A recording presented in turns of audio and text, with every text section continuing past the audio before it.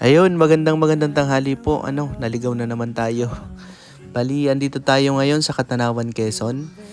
May pinuntahan tayong farm lot. Bali, ayan, medyo malapit siya sa Barangay Road. Etong farm lot natin ay may malapit na malaking resort. So, halos katapatan lang po kayo ng resort. Ayan, beach resort na yan. Yan po yung resort na malaki dito. Ibig sabihin ay potential po itong farm lot natin. Ayan po. Bali, yung right of way po natin mga ka-Idea Land ay dun. Kung natatanaw nyo yung lalaking papasok, dun yung pinaka right of way nitong property. Bali, may isang property tayong madadaanan bago yung pinaka mismong property. Mga 10 meters lang naman ito mga ka-Idea Land. So, sukatin natin. Ano po? 1, 2, 3, 4, 5, 6, 7, 8, 9, 10. So, ganyan po kalayo mula po sa Barangay Road. Napakalapit lang po. Bali, itong farm lot natin mga ka-Idea Land ay kung naghahanap kayo ng magandang farm lot, ito na po, the best po ito kasi ayan, kita nyo naman maraming tanom na nyog. Tapos medyo malinis din siya. Ayan, may baka dito, kalabaw pala. Kaya medyo hindi siya nagiging masukal kasi mas maganda po kasi may alaga na baka sa farm lot or kaya kalabaw para may mga kumakain ng damo. Bali, itong farm lot natin mga ka-Idea Land ay title po ito. So, buhay po naman yung seller kaya maganda. Hindi po tayo mahihirapan mag-transfer.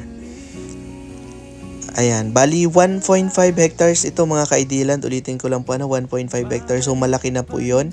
So, kung halimbawa farm lot lang naman ang hanap nyo, napaka-manageable po nito. Perfect na perfect. So, tasan ko po camera. Napakaganda nito mga ka-Idea Land kasi tapat lang mismo ng resort. So, malaki yung potential niya. Kung investment man ang hanap ninyo, napakaganda nito. Kung farm lot naman, kitang-kita nyo naman po na napakaganda ng farm lot. So, marami pa po kayo ditong maaani kasi mga takaran pa lang yung nyug, tapos napakadami pa. So, napaka-perfect po nito mga ka-Idea Land. Bali, kapag binili nyo po ito, kasama na yung kalabaw. Joke lang. Ayan, mga ka-Idea Land. So, sa mga interested po sa farm lot, ayan, yung mga naghahanap ng farm lot, 1.5 hectares po ito. Malaki na po Tapos, malapit pa siya sa Barangay Road. Yung Barangay Road po ay sesemento, hindi naman. Kaya napakagandang investment po nito mga ka-Idea Land. Soon, syempre kapag na semento na yung daanan, iba na yung presyohan natin dito.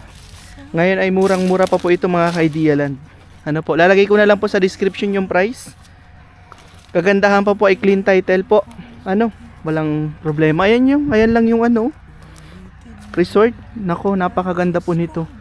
Tapos flat lang siya. Maganda tong gawing, halimbawa gusto nyo ng farm sa probinsya, ito napakaganda.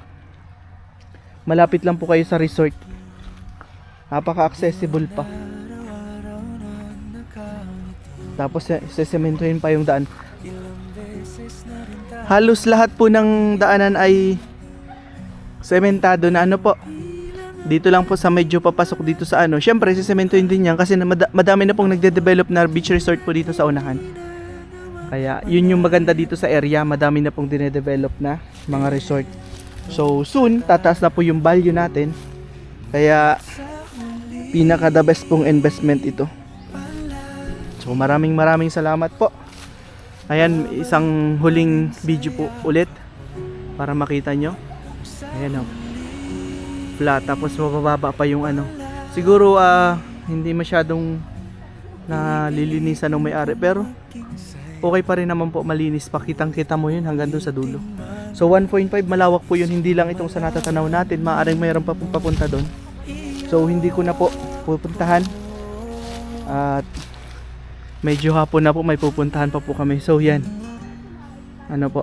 so sa mga interested po dyan, i-message nyo lang po ako.